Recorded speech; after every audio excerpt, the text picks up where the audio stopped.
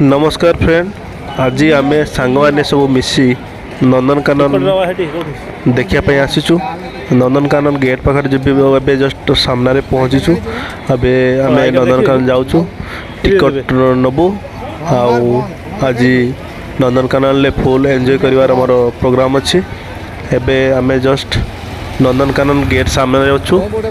एबे जस्ट पहुँचबू पुणी टिकट नहीं कि आम जीवु। एबे टाइम 2टा समय हो दिन में आम शुणी 5टा बेले नंदनकानन बंद हो जाए।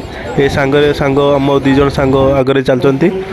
एबे आम टिकट नहीं सारूँ। आबे एंट्रांस ने जो आमर गोटे अच्छी म्यूजियम सेठी म्यूजियम रे सब जो स्टेचू रखा जाइए से गुड़ा को देखुचु। पुणी आगे बढ़ू गोटे गोटे जिनस कर देखू। गोटे साइड आम स्टार्ट करुचु। ये सब बाघ नाना प्रकार बाघ मानकर स्टेचू रखा जाइए। केमिकल भितर सब टाइगर कप सब जीवजंतुंकर माने छोट छोट बेबी मान को रखाई सब लिक्विड भितर केमिकल दिखाई ताकू भी देखिलु। बहुत भल लगिला। आउ समस्त को एक्चुअली जाकि थे देखिबार कथा नंदनकानन बहुत बढ़िया जगह। आपन जीवे बहुत भल लगे एंजॉय करेंगे। एबे ये जो ऊट पक्षीर अंडा गुड़ी देखुँ आम से म्यूजियम रे रखा जाइए। पुणी आम आगू को बढ़ू। यहाँ पर आप देखा पाइबे नाना प्रकार मांकड़ गुड़ाकर जो स्टेचू। तापरे आप देखिए जो ओरांगटंग तार स्केलेटन बहुत सुंदर देखापी। आप देखो थे आसतु बुलतु बहुत बढ़िया लगे। दिनटा पूरा एकदम मौज मस्ती बीतीज। आपको समय भी जना पड़ोनी। एत सब जिनस अच्छी देखापी बहुत बढ़िया। आम फुल एंजॉय करूँ आज सांग मान सहित आम देखुचु। आपण मैंने आसतु। नेक्स्ट जो आम एबे जस्ट जो गोटे वाटर फाउंटेन अच्छी सेठी आम सेठू आप राइट साइड रे जिबे तो आपन को सब पक्षी मानकर सब देखा मिले नाना प्रकार पक्षी। तब आम फास्ट प्लान करचु कि आगे जी सब पक्षी अच्छा देखू गोटे गोटे गोटे। तापर पुणी बाघ भालू हाथी पाखक जीवु। एबे आम जस्ट से पक्षी मान को देखा जाऊँ। यहाँ गोटे मैपटे जो आपन से फाउंटेन पाखे देखा पाइबे कौटी कौन अच्छी। आम ए पहुँची गलुणी सुंदर सुंदर पक्षी मान पाखे। आप देखु केते सुंदर सुंदर पक्षी सब अच्छा ये नाना प्रकार पक्षी अच्छा। ये देखु सब जी प्रकार बकुला बग टाइप सब आ भितर रखाई पूरा जालर घेरा हो रखाई। पूरा बहुत अच्छा भितर चारिपटे भी तार। एबे आम जस्ट से गोटे कुंभीर अच्छी बोली शुणापी पाइलु। से आम जाऊँ देखापी। एक्चुअली पिला माने बहुत आसछन्ति बुलियापी तो से माने कहते ये कुंभीर अच्छी। से आम भाविले कि ये कुंभीर थी किंतु खुला जगार कुंभीर केमती तार जाली एका किसी लगी ना। एक्चुअली आम कुंभीर आशारे आसिलु किंतु कुंभीर मिलला नहीं। कुंभीर पाखे से एक्चुअली गोटे स्टेचू थिला सेटा। एटा स्टेचू देखो यहाँ हूँ कुंभीर स्टेचू। आपर ये जो नदी भाया लगी लास्ट तार लास्ट पॉइंट रे बोटिंग एका करा जाए तो आम हेटे देखिलु। गोटे गोटे नाल भाया अच्छी जोटा गड़िया भाया तो सेठी देखिलु कि सेठी माछ फाछ देखिकी जस्ट आम फेरुचु। सेठू एठी किसी देखिलु जे किसी माछ फाछ किसी ना खाली सेमती पानी रही। से पानीटा सेठी लगी सेटा लास्ट जोटा नदी रे बोटिंग करने। तो एबे देखंतु आम से बर्तमान पक्षी मान पाखे अच्छु। गोटे पर गोटे पक्षी देखी चलचु बहुत सुंदर सुंदर पक्षी। आठी जो अच्छा ईगल चिलो ଶାଗୁଣା ଏମାନଙ୍କୁ ସବୁ ଦେଖୁଛୁ ବହୁତ ବଢ଼ିଆ ବଢ଼ିଆ। ଏବେ ଲେଆଉଟ୍ ପୁଣି ଥରେ ଦେଖିଲୁ କି ଆମେ କେଉଁଠୁ ଷ୍ଟାର୍ଟିଂ କରିବୁ। ଏଠି କେତେ ସୁନ୍ଦର ସବୁ ଟିଆ ଗୁଡ଼ା ଶୁଆ ଗୁଡ଼ା ଅଛନ୍ତି, ସବୁ ବଢ଼ିଆ ବଢ଼ିଆ ସବୁ ବହୁତ ଅଛନ୍ତି। କିନ୍ତୁ ତାର ପାଇଁ ଠିକ୍ରେ ଦେଖି ହେଉନି ଜିନିଷଟାକୁ। ଆମେ ଦେଖିପାରୁଛୁ କିନ୍ତୁ କ୍ୟାମେରାରେ ସେଇଟା ତାରରେ ଭିତରେ ଭଲ ଆସିପାରୁନି। ତ ଏଠି ପୁଣି ଆମେ ଆଗେ ବଢ଼ିଗଲୁ ଦେଖିବା ପାଇଁ। ରାସ୍ତାରେ ଆମକୁ ମାଙ୍କଡ଼ ମାନେ ବହୁତ ଦେଖାହେଲେ। ମାଙ୍କଡ଼ ମାନେ ବହୁତ ମାନେ ଇଣ୍ଟରେଷ୍ଟିଂ ଲାଗିଲା ଦେଖିବା ପାଇଁ ତାଙ୍କର ଯେଉଁ ବଦମାସି ବହୁତ ମାନେ actually polythene free zone Nandankanan ଭିତରେ କିଛି ଲୋକ ବି ବଦମାସି କରିକି ପଲିଥିନ୍ ନେଇ ଆସନ୍ତି। ଯେଉଁ ପଲିଥିନ୍ ଗୁଡ଼ା ପକେଇଲେ ସେ ମାଙ୍କଡ଼ ଗୁଡ଼ା ସେଥିରେ ଯଦି ଖାଦ୍ୟ ପଦାର୍ଥ ଅଛି ତାକୁ ଦେଖି ସେ ପୁଣି ପୁରା ଯେତେ ଲୋକ ଯିବା ଆସିବା କରନ୍ତି ତାଙ୍କୁ ହଇରାଣ କରନ୍ତି। ଆମେ କୌତୂହଳପୂର୍ବକ ମାଙ୍କଡ଼ମାନଙ୍କ ପାଖରେ କିଛି ସମୟ ରହିଗଲୁ। ଆଉ ତାଙ୍କର ଯେଉଁ ସବୁ ହରକତ ଗୁଡ଼ାକୁ ସବୁ ନୋଟିସ୍ କଲୁ। ଆଉ ପୁଣି ଦେଖନ୍ତୁ କେମିତି ମାଙ୍କଡ଼ ଗୁଡ଼ା ନିଜ ଭିତରେ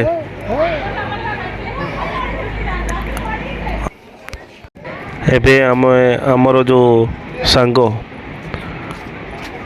ପାତ୍ର ବାବୁ ସେ ଆଗେ ଯାଉଛନ୍ତି, ଆମେ ତାଙ୍କ ପଛେ ପଛେ ପୁଣି ଆଗକୁ ଆଉ ସବୁ ଜିନିଷ ଦେଖିବା ପାଇଁ ଯାଉଛି।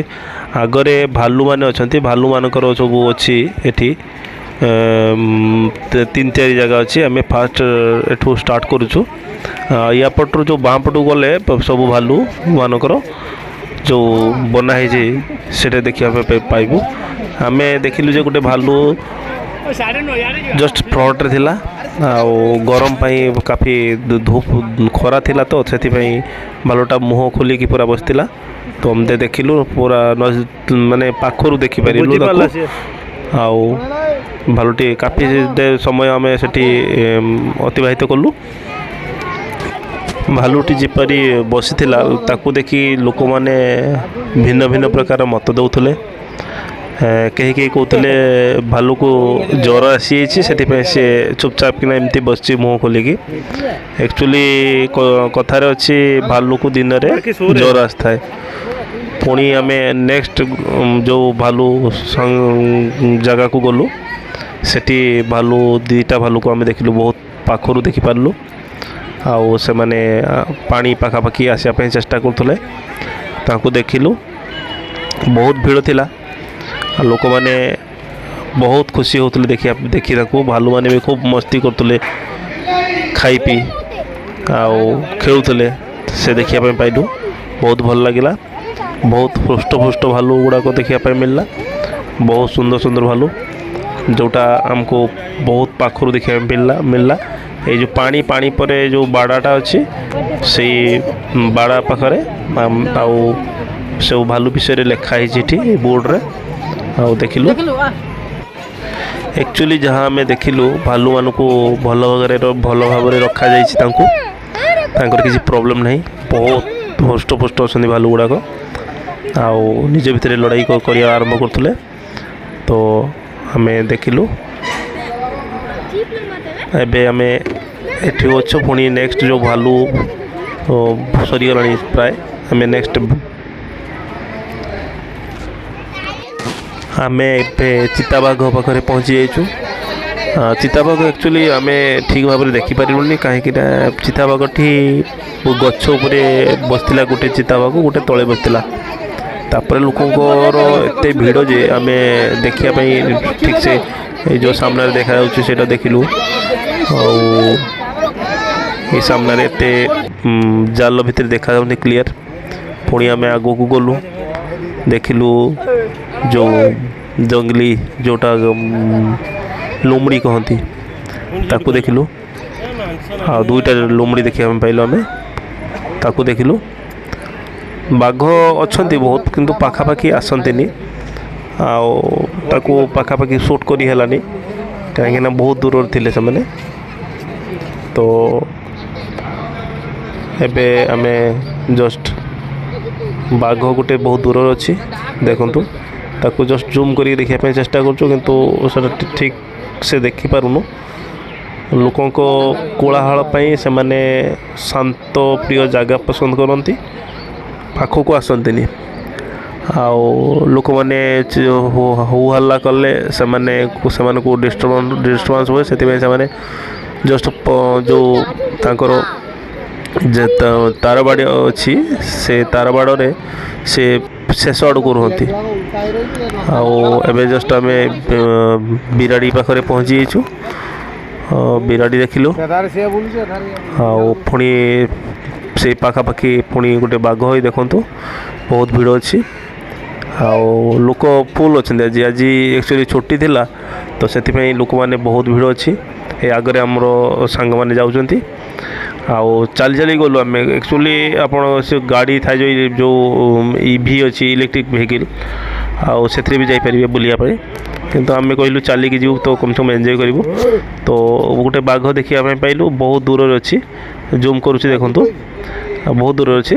ଠିକ୍ ସେ ଦେଖିପାରୁନି ତାକୁ କାହିଁକି ନା ଲୋକମାନଙ୍କର କୋଳାହଳ ପାଇଁ ସେମାନେ ବହୁତ ଦୂର ଚାଲୁଛନ୍ତି। ଜୁମ୍ କରିକି ଦେଖିବା ପାଇଁ ଚେଷ୍ଟା କରୁଛୁ। ଆଉ ବହୁତ ଦୂରରେ ଅଛନ୍ତି। ଯେଉଁ ସାମ୍ନାରେ ଯେଉଁ ତାର ଜାଲି ଅଛି ସେ ପାଖକୁ ଆସନ୍ତି ନାହିଁ କାରଣ ଲୋକମାନଙ୍କର କୋଳାହଳ ପାଇଁ ସେମାନେ ଡିଷ୍ଟର୍ବାନ୍ସ ହୁଅନ୍ତି। ଆଉ ସେମାନେ ଏବେ ଆମେ ଜଷ୍ଟ ପହଞ୍ଚିଛୁ ହାତୀ ପାଖରେ। ହାତୀ ଦୁଇଟି ହାତୀ ଦେଖିବାକୁ ପାଇଲୁ। ଗୋଟେ ଫାଷ୍ଟ ହାତୀଟି ବହୁତ ବୋଧେ ଏଜ୍ ହେଇଗଲାଣି। ହାତୀଟା ବହୁତ ପୁରୁଣା ହାତୀ ଲାଗୁଛୁ। ବୁଢ଼ା ହେଇଗଲାଣି ହାତୀଟା। ଆଉ ଘାସ ଫାସ ତାକୁ ତାର ଯତ୍ନ ନେଉଛନ୍ତି। ଆଉ ଗୋଟେ ହାତୀ ଦେଖିଲୁ ସେ ଟିକେ ଦୂରରେ ଥିଲା। ତାକୁ ଜଷ୍ଟ ଗାଧୁଆ ପାଧୁଆ କରୁଥିଲେ। ଏବେ ଜଷ୍ଟ ଆସିବା ରାସ୍ତାରେ ଆମେ ଜଷ୍ଟ ଗୋଟେ ମାଙ୍କଡ଼ ଦେଖିଲୁ। ଆଉ ଚେଷ୍ଟା କରୁଥିଲୁ ତା ପାଖକୁ ଯିବା ପାଇଁ। ଆଉ ତା ପାଖକୁ ଦେଖିଲୁ ଯେ ଗୋଟେ ଝିଅଟେ ବସିଥିଲା ତା ପାଖରେ। ସିଏ କାମୁଡ଼ିବା ପାଇଁ ଯେମିତି ଗଲା ସେ ଝିଅଟି ପଳେଇଗଲା। ଆଉ ମୁଁ ଭାବିଲି କି ଟିକେ ପାଖକୁ ଯିମି କ'ଣ କରୁଛି ଦେଖିବା। ଆଉ ଜଷ୍ଟ ଦେଖନ୍ତୁ ମୁଁ ଜଷ୍ଟ ପାଖକୁ ଯାଉଛି ତା ପାଖକୁ। ବହୁତ ପାଖରେ ଅଛି ମାଙ୍କଡ଼ ପାଖରେ। କିନ୍ତୁ ସିଏ ତାର ଯେଉଁ ରିଆକ୍ସନ୍ଟା ଦେଖିବେ ଯଦି ଆପଣ ବହୁତ ଆଶ୍ଚର୍ଯ୍ୟ ହେଇଯିବେ। କାହିଁକିନା ଆଗରୁ ସେ ମୁଁ ଗଲି ଏବେ ଏଇ ଦେଖନ୍ତୁ ସବୁ ପଳେଇ ଆସିଲି। ତ ଏବେ ପୁଣି ଆମେ ନେକ୍ସଟ ଯାଉଛୁ ଦେଖିବା ପାଇଁ। ବାଘଟି ପାଖରୁ ଦେଖିବାର ସୁଯୋଗ ମିଳିଲା। ବହୁତ ପାଖରୁ ଏକଦମ ପାଖରେ ଥିଲା। ଜାଲ ଯେଉଁ ଲାଗିଛି ତାର ବାଡ଼ ପାଖରେ ଏକଦମ ଥିଲା। ଦେଖିବା ପାଇଁ ବଢ଼ିଆ ଲାଗିଲା। ବହୁତ ପାଖରେ ଥିଲା। ଫାଷ୍ଟ ଏତେ ବାଘ ଦେଖିଲୁ। ଏଇଟା ଗୋଟେ ଆମକୁ ବହୁତ ପାଖରୁ ବାଘଟା ଦେଖିବା ପାଇଁ ପାଇଲା। ବାଘମାନେ ଆକ୍ଚୁଆଲି କ'ଣ କରନ୍ତି ଦିନସାରା ଚାଲାବୁଲା କରନ୍ତି। ନହେଲେ ସେମାନେ ଯେଉଁ ଡାଏଟ୍ ନିଅନ୍ତି ସେ ଡାଇଜେସନ୍ ହୁଏନି। ସେଥିପାଇଁ ପଶୁପକ୍ଷୀମାନେ ତାଙ୍କର ୱାର୍କଆଉଟ୍ କରିଥାନ୍ତି। ଆମେ ଖାଲି ମଣିଷ ଯେଉଁ ଖାଇକି ଶୋଇବା ପାଇଁ ପସନ୍ଦ କରୁ। କିନ୍ତୁ ଏବେ ଆମେ ଜଷ୍ଟ ଆଉ ଗୋଟେ ଜାଗାରେ ପହଞ୍ଚୁ। ଆଉ ଗୋଟେ ବାଘ ଦେଖନ୍ତୁ ପାଖରୁ ଜୁମ୍ କରିକି କେତେ ସୁନ୍ଦର ଦେଖାଯାଉଛି। ଏକଦମ ବଢ଼ିଆ ଏକଦମ ସୁନ୍ଦର। ଦେଖନ୍ତୁ କେତେ ସୁନ୍ଦର ବାଘଟେ। ଆଉ ଦୂରରେ ଅଛି ଜୁମ୍ କରିକି ଦେଖୁଛୁ। ଏଇ ଆଉ ଗୋଟେ ବାଘ ଦେଖିଲୁ ଏଇ ଜଷ୍ଟ ପାଖରେ। ସେ ବି ଜଷ୍ଟ ଏବେ ପଳେଇ ଯାଉଛି କାହିଁକିନା ଲୋକଙ୍କ କୋଳାହଳ ପାଇଁ ସେ ରହୁନାହାନ୍ତି। ସେ ପଛକୁ ପଳେଇ ଯାଉଛନ୍ତି। ତାଙ୍କୁ ଟିକେ ଶାନ୍ତି ମିଳିବ। ତ ସେଠି ସେ ଗଛ ପାଖରେ ବସିଛି। ଏବେ ଜଷ୍ଟ ଆମେ ଟିକେ ଆଗକୁ ଆସିଲୁ। ସେ ଗୋଟେ ଯେଉଁ କଇଁଛର ଗୋଟେ ବନା ହେଇଛି ବଢ଼ିଆ ରେଷ୍ଟ କରିବା ପାଇଁ ଗୋଟେ ରେଷ୍ଟ ପ୍ଲେସ୍। ତ କେତେ ସୁନ୍ଦର ଏକଦମ। ଏବେ ଆମେ ପହଞ୍ଚିଗଲୁ ଜିରାଫ ଦେଖିବା ପାଇଁ। ଜିରାଫଟି ଦୂରରେ ଥିଲା। ବହୁତ ହୃଷ୍ଟପୃଷ୍ଟ ଜିରାଫଟି ବହୁତ ସୁନ୍ଦର ଲାଗିଲା। ପ୍ରଥମେ ତ ଆମକୁ ଏମିତି ଲାଗିଲା କି ଯେପରି ଏହା ଗୋଟିଏ ଷ୍ଟାଚ୍ୟୁ। କାହିଁକିନା ଜିରାଫ ମାନେ ବହୁତ ସ୍ଲୋ ମୋସନ୍ରେ ଚାଲାବୁଲା ଇଭିନ୍ ଘାସ ଖାଆନ୍ତି। ସେଥିପାଇଁ ଆମକୁ ଲାଗିଲା କି ପଛରେ ଘାସ ଖାଇଲା ତ ଜଣାଗଲା। ଏବେ ଆମେ ପରବର୍ତ୍ତୀ ଜାଗାକୁ ଯାଉଛୁ ଦେଖିବା ପାଇଁ।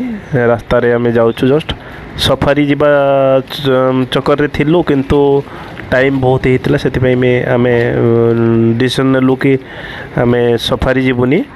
ଆଉ ଆଗରେ ଯେଉଁ ସବୁ ଅଛି ଆମେ ତାକୁ ଦେଖିକି ଯିବୁ। ଏବେ ଆମେ ରାସ୍ତାରେ ଯାଉଛେ। ରାସ୍ତାର ଲୋକମାନଙ୍କର ଭଲ ଭିଡ଼ ଅଛି ଛୁଟି ପାଇଁ। ରାସ୍ତାରେ ଯିବା ପାଇଁ ରାସ୍ତା ବହୁତ ଭିଡ଼। ଏବେ ଆମେ ଯାଉଛୁ ପରବର୍ତ୍ତୀ ଜାଗାକୁ ଦେଖିବା ପାଇଁ। ଲୋକମାନଙ୍କର ଖୁବ୍ ଭିଡ଼ ଅଛି। ଆଉ ବହୁତ ରାସ୍ତାରେ ଜାଗାରେ ଆମକୁ ମାଙ୍କଡ଼ମାନଙ୍କର ଦେଖିବା ପାଇଁ ପାଉଛୁ। ବହୁତ ମାଙ୍କଡ଼ ଫ୍ରି ଷ୍ଟାଇଲ୍ ବସୁଛନ୍ତି।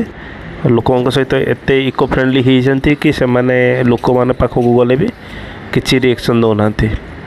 ତ ଆମେ ପୁଣି ଆଗେ ଚାଲିଛୁ। ଏବେ ଆମେ ଜଷ୍ଟ ପହଞ୍ଚିଲୁ କ୍ରୋକୋଡାଇଲ୍ ଯେଉଁଠି ଅଛି ସେ ଦେଖିବା ପାଇଁ ତାକୁ କୁମ୍ଭୀର। ତ କୁମ୍ଭୀରମାନେ ଦେଖିଲୁ ଯେ କୁମ୍ଭୀରମାନେ ଏତେ ସ୍ଲୋଲି ଏତେ ମାନେ ଷ୍ଟାଚ୍ୟୁ ଭଳିଆ ପଡ଼ିଛନ୍ତି, ଯାହାଦ୍ୱାରା ଆମେ ଏପରି ଲାଗିଲା କି ଯେପରି ଏଗୁଡ଼ାକ ସବୁ ପ୍ଲାଷ୍ଟିକରେ ରଖାଯାଇଛି, କିନ୍ତୁ ଆକ୍ଚୁଆଲି ସେଗୁଡ଼ାକ ସେମାନେ ଆକ୍ଚୁଆଲି କ'ଣ ହେଇଛି ନା ଖରା ଟିକେ ଟିକେ ଥିଲା, ତ ସେମାନେ ଖରା ନେବା ପାଇଁ ବାହାରେ ସବୁ ପଡ଼ିଥିଲେ ଦେଖିବାକୁ ପାଇଲୁ। କିନ୍ତୁ ଚଲାବୁଲା କଲା ଭଳିଆ କୌଣସି କୁମ୍ଭୀର ଆମେ ଦେଖିପାରିଲୁନି। ସବୁଗୁଡ଼ା ଏକଦମ ସ୍ଲୋଲି ସେମାନେ ଶୋଇଥିଲେ ଆଉ ତାଙ୍କୁ ଦେଖିଲୁ। ଜାଗା ଜାଗାରେ ପୁରା ବହୁତ ଗୁଡ଼ାକ କୁମ୍ଭୀର, ବହୁତ ହୃଷ୍ଟପୃଷ୍ଟ କୁମ୍ଭୀର ଭର୍ତ୍ତି ହେଇଛନ୍ତି। ଆମେ ତାଙ୍କୁ ଦେଖିଲୁ, ବହୁତ ଭଲ ଲାଗିଲା। ତାପରେ ଆମେ ଆଉ ଅନ୍ୟ ଜାଗାକୁ ଯାଉଛି। ଏବେ ଆମେ ପହଞ୍ଚିଲୁ ଯେଉଁ ଆମର ଗୟଳ କୁହନ୍ତି, ସେ ଯେଉଁ ଜଙ୍ଗଲି ଭେସ୍ କୁହନ୍ତି ତାକୁ, ସେ ଜାଗାରେ ପହଞ୍ଚିଲୁ, ତାଙ୍କୁ ଦେଖିଲୁ, ବହୁତ ବଢ଼ିଆ ଲାଗିଲା। ପାଖରେ ଗୋଟେ ମିଳିଲା। ଏବେ ଆମେ ଜଷ୍ଟ ଯାଉଛୁ ଯେଉଁ ଯେତେ ସରୀସୃପ ଅଛନ୍ତି, ତାପରେ ଯେଉଁଠି ନନ୍ଦନକାନନ ଲେଖା ହେଇଛି ଆଇ ଲଭ୍ ୟୁ ନନ୍ଦନକାନନ, ସେଠି ଦେଖିଲୁ, ଫଟୋ ବି ଉଠେଇଲୁ। ବହୁତ ବଢ଼ିଆ ଲାଗିଲା। ବହୁତ ସୁନ୍ଦର ଡିଜାଇନ୍ କରାହେଇଛି ଯେଉଁ ଆଇ ଲଭ୍ ୟୁ ନନ୍ଦନକାନନ। ଲୋକମାନେ ସବୁ ଗାଡ଼ିରେ ଯାଉଛନ୍ତି ଇଲେକ୍ଟ୍ରିକ୍ ଭେହିକିଲ୍ରେ ବୁଲିବା ପାଇଁ। ଆକ୍ଚୁଆଲି ଇଲେକ୍ଟ୍ରିକ୍ ଭେହିକିଲ୍ରେ ବୁଲିଲେ ଏତେ ମଜା ଆସିବନି। ଏବେ ଆମେ ପହଞ୍ଚିଛୁ ଯେତିକି ସରୀସୃପ, ଦେଖନ୍ତୁ ଗୋଟେ ସାପ ମାନଙ୍କର ସବୁ ଦେଖିଲୁ। ସାପ ନାନା ପ୍ରକାର ସାପ, ବଡ଼ ବଡ଼ ସାପ, ଅଜଗର ସାପ, କିଙ୍କୁ ପୁରା ଯେତେ ଜାତୀୟ ନାନା ଜାତୀୟ ସାପ ଦେଖିଲୁ। ଏଠି ଗୋଟେ ଆମର ଯେଉଁଟା କୁହନ୍ତି ଗିରଗିଟ୍, ଯେଉଁଟା ଏଣ୍ଡୁଅ, ବହୁତ ବଡ଼ ସାଇଜ୍ରେ ଦୁଇଟା ଦେଖନ୍ତୁ। ବହୁତ ପୁଣି ଯେତେ ପ୍ରକାର ସବୁ ଏଣ୍ଡୁଅ ଅଛନ୍ତି, ବହୁତ ସୁନ୍ଦର ସୁନ୍ଦର କଲରଫୁଲ୍ ଏକଦମ, ବହୁତ ବଢ଼ିଆ ଲାଗିଲା ଦେଖିବା ପାଇଁ। ଏବେ ଆମେ ନେକ୍ସଟ ଜାଗାକୁ ଯାଉଛୁ। ଆମେ ପହଞ୍ଚିଲୁ ଏବେ ଏଠି ଦେଖିଲୁ ଏତେ ବଡ଼ ସାପ, ମାନେ ଯେଟା କୁହନ୍ତି ଆନାକୁଣ୍ଡା। ବହୁତ ସୁନ୍ଦର ସାପଟେ ଏକଦମ। ଦେଖନ୍ତୁ କାଚ ଲାଗିଛି ଆଗରେ, ସେଥିପାଇଁ ଏତେ କ୍ଲିୟର ଦେଖାଯାଉନଥିବ, କିନ୍ତୁ ଦେଖନ୍ତୁ ସାପଟା କେତେ ବଡ଼ ସାପଟା, କେତେ ମୋଟା ସାପଟା, ବହୁତ ମୋଟା ସାପଟା। ତ ତାକୁ ଦେଖିଲୁ। ଏବେ ଆମେ ପୁଣି ପହଞ୍ଚିଛୁ ସେଠି। ପୁଣି ଗୋଟେ ଜାଗାରେ କୁମ୍ଭୀର ରଖାହେଇଛି, ସବୁ ସିଙ୍ଗଲ ଦୁଇଟି ତିନିଟି ଦେଖିଲୁ ତାକୁ। ବହୁତ ବଢ଼ିଆ ରଖାଯାଇଛି। ସେ ଯେଉଁ ପାଣିରେ ରଖାଯାଇଥିଲା ତା ଅପେକ୍ଷା ଏଠି ସବୁ ସିଙ୍ଗଲ ରଖାହେଇଛି, ବହୁତ ସୁନ୍ଦର। ଦେଖନ୍ତୁ କୁମ୍ଭୀରମାନେ ସବୁ, ବହୁତ ମୋଟା କୁମ୍ଭୀର ଗୋଟେ ଦେଖିଲୁ।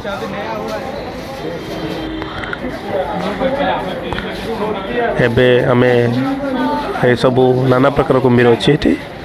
ଆମେ ସବୁ କୁମ୍ଭୀର ଗୁଡ଼ାକ ଦେଖିଲୁ, କିନ୍ତୁ କୁମ୍ଭୀର ଗୁଡ଼ା ସବୁ ସ୍ଲୋଲି ଏକଦମ ସ୍ମୁଥଲି ଶୋଉଥିଲେ, କିଛି ହରକତ ନଥିଲା ସେମାନଙ୍କର।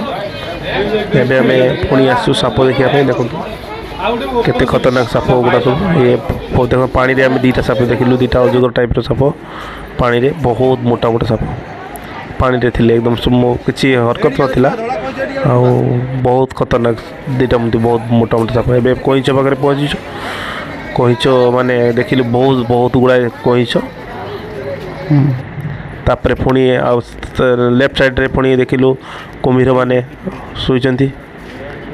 ବହୁତ କୁମ୍ଭୀର ରଖାଯାଇଛି, କୁମ୍ଭୀରମାନଙ୍କର કોઈ କମି ନାହିଁ। ଏବେ ଆମେ ପହଞ୍ଚୁଛୁ ଜଷ୍ଟ ଯେଉଁ ଦରିଆଇ ଘୋଡ଼ା, ଯେଉଁଟା କୁହନ୍ତି ହିପୋପଟାମସ୍, ଯେଟା ଯେଉଁ ଆମର ଜଳ ପାଣି ହାତୀ କୁହାଯାଏ, ସେଠି ପହଞ୍ଚୁଛୁ। ଆମେ ତାକୁ ଦେଖିବା ପାଇଁ ଚେଷ୍ଟା କରୁଛୁ, କିନ୍ତୁ ସବୁ ପାଣିରେ ଥିବେ। ଗୋଟେ ତାଙ୍କର ଛୁଆଟେ, ଯେଉଁ ଜଳ ହାତୀର ଗୋଟେ ଛୁଆଟେ, ସେ ଜଷ୍ଟ ଗୋଟେ ଗଛ ପଡ଼ିଛି ସେଠି ଥିଲା।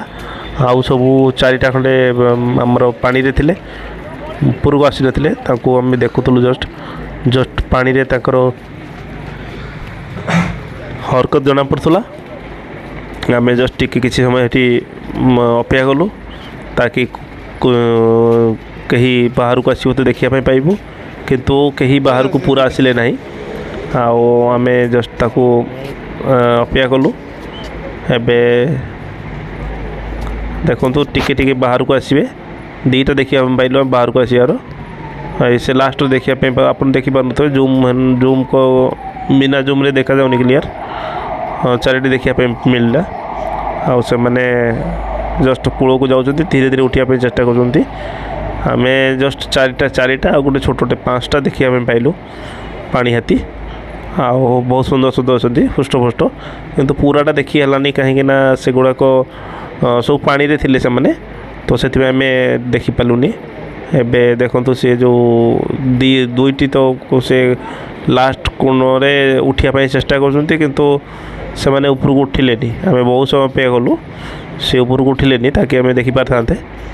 ତ କାଫି ସମୟ ଆମେ ଅପେକ୍ଷା କଲୁ, କେହି ବି ବାହାରିଲେ ନାହିଁ। ତ ଫେର ଆମେ ଡିସାଇଡ଼୍ କଲୁ କି ଆମେ ପଳେଇ ଯିବୁ। ତଥାପି କିଛି ସମୟ ଅପେକ୍ଷା କରୁଛୁ, ଯଦି ବାଇ ଦ ୱେ କେହି ବାହାରିବେ ଉପରକୁ ତ ଦେଖିବାର ସୁଯୋଗଟା ପାଇବା, କିନ୍ତୁ ହେଲା ନାହିଁ। ଆମେ ଏବେ ପଳେଇ ଯାଉଛୁ। ଆମେ ଏବେ ଜଷ୍ଟ ପହଞ୍ଚିଗଲେ ଯେଉଁ ଆପଣଙ୍କର ମାଙ୍କଡ଼ ମାନେ ସବୁ ରଖାହେଇଛି, ସବୁ ନାନା ପ୍ରକାର ଫରେନ୍ ମାଙ୍କଡ଼ ସବୁ, ଏଇଟା ଯେଉଁ କୁହନ୍ତି ଗୁଣ୍ଡିଚି ମାଙ୍କଡ଼, ସେଇ ସବୁ ଛୋଟିଆ ଛୋଟିଆ ମାଙ୍କଡ଼ ଅଛନ୍ତି, ବହୁତ ସୁନ୍ଦର ମାଙ୍କଡ଼। ତାଙ୍କୁ ଦେଖୁଛୁ, ଆଗରେ କାଚ ରଖାହେଇଛି, ସେଥିପାଇଁ ରିଫ୍ଲେକ୍ସନ୍ ହେଉଛି। ଆପଣ ଭଲ ଭାବେ ଦେଖିବା ପାଇଁ ଚେଷ୍ଟା କଲେ ଦେଖିପାରିବେ। ତ ମାଙ୍କଡ଼ମାନଙ୍କୁ ଦେଖିଲେ ନେକ୍ସଟ ଆମେ ପୁଣି ଏଠି ପହଞ୍ଚିଲୁ, ଯେଉଁଠି ଆମର ରଖାହେଇଛି ଆରଙ୍ଗଡଙ୍ଗ, ଯେଉଁ ବଣ ମଣିଷ କୁହାଯାଏ, ସେଠି ସେମାନେ ଫଳ ଖାଉଥିଲେ, ତାଙ୍କୁ ଦେଖିଲୁ। ବହୁତ ଦୂରରେ ଥିଲେ, ସେଥିପାଇଁ ଏତେ କ୍ଲିଅର ଦେଖାଯାଉନି। ତ ତାପରେ ଏବେ ଆମେ ହରିଣ ପାଖରେ ପହଞ୍ଚିଗଲୁ। ବହୁତ ହରିଣ ଦେଖିଲୁ, ସୁନ୍ଦର ସୁନ୍ଦର ହରିଣ, ବହୁତ ସୁନ୍ଦର ସୁନ୍ଦର ହରିଣ ଅଛନ୍ତି, ବହୁତ ହରିଣ ଅଛନ୍ତି। ତ ବହୁତ ହୃଷ୍ଟପୃଷ୍ଟ ସୁନ୍ଦର ସୁନ୍ଦର ହରିଣ ଅଛନ୍ତି, ନାନା ପ୍ରକାର ହରିଣ ଅଛନ୍ତି। ତାପରେ ଆମେ ନେକ୍ସଟ ଦେଖିବା ପାଇଁ ଜଷ୍ଟ ଆଗକୁ ଯାଉଛୁ। ଏଇଟା ଯେଉଁଟା ଆମେ ଯେଟା ନୀଲ ଗାଈ କୁହାଯାଏ, ତାର ପ୍ରଜାତି ବୋଧେ ଏଟା। ହରିଣ ଭଳିଆ ଦେଖାଯାଉଛନ୍ତି। ତାପରେ ଆମେ ପହଞ୍ଚିଗଲୁ ଉଟ ପକ୍ଷୀ ପାଖରେ। ଜଷ୍ଟ ଏବେ ଦେଖନ୍ତୁ ଉଟ ପକ୍ଷୀ ଆମେ ଦେଖିଲୁ, କାଫି ପାଖରୁ ଦେଖିବା ପାଇଁ ସୁଯୋଗ ମିଳିଲା। ଉଟ ପକ୍ଷୀ ସବୁଠାରୁ ବଡ଼ ପକ୍ଷୀ, ତାର ଅଣ୍ଡା ଗୁଡ଼ା ବି ବହୁତ ଷ୍ଟ୍ରଙ୍ଗ ଥାଏ। ଲୋକମାନେ ଯଦି ତା ଉପରେ ବି ଠିଆ ହେବେ ବି ସେ ଭାଙ୍ଗିବନି, ଏତେ ଶକ୍ତିଶାଳୀ ଥାଏ। ଆଉ ସେମାନେ ବହୁତ ଜୋରସେ ଆକ୍ରମଣ ବି କରନ୍ତି ମଣିଷ ଉପରେ। ଆଉ ଆମେ ଜଷ୍ଟ ପାଖକୁ ଯାଉଛୁ। ଆମର ଦେଖାଦୁଖିର ଜଷ୍ଟ ସବୁ ସରିଗଲାଣି। ପକ୍ଷୀମାନଙ୍କର ଦେଖି ସାରିବା ପରେ ଏବେ ପକ୍ଷୀଟା ଛାଡ଼ି କିଛି ପକ୍ଷୀ ରହିଯାଇଥିଲେ, ତ ସେଇଟା ଜଷ୍ଟ ଲାଷ୍ଟରେ ଯେଉଁ ସେଇଟା ଦେଖୁଛୁ ଆମେ।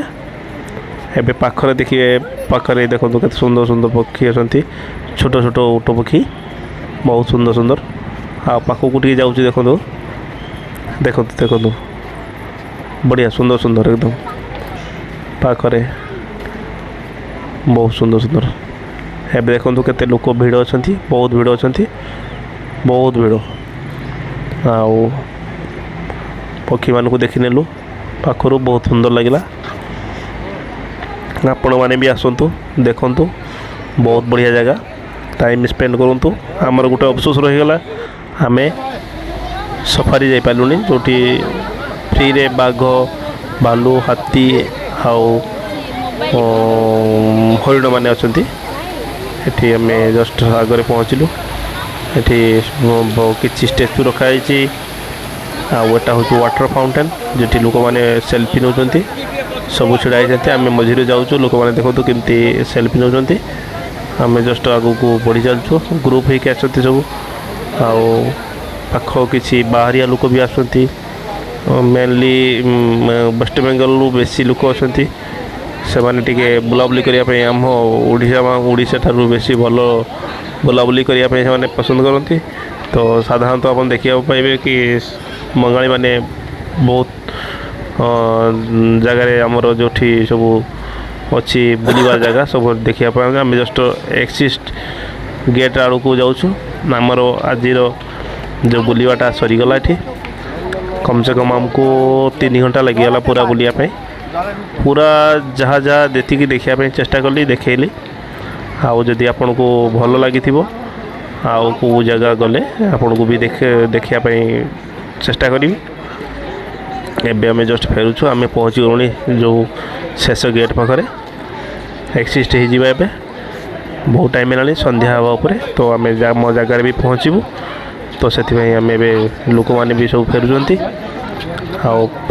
प्राय एंट्रांस भी बंद हो गला आम जस्ट बाहर को बाहर ये होगा एक्सिस्ट जगह पहुँची गलु एत समय आप देखापी वीडियो को बहुत बहुत धन्यवाद आपण मैंने भी प्लान करके आसतु नंदनकानन देखूँ बहुत भल लगे बहुत तापर आम लास्ट गलु गोटे जो टॉय सब अच्छी सफ्ट टॉय सब पशुपक्षी मानकर से गैलेरी रे कुछ किसी किणिकी आनिलु भल भल सब गिफ्ट आइटम भल लगे बढ़िया बढ़िया अच्छी।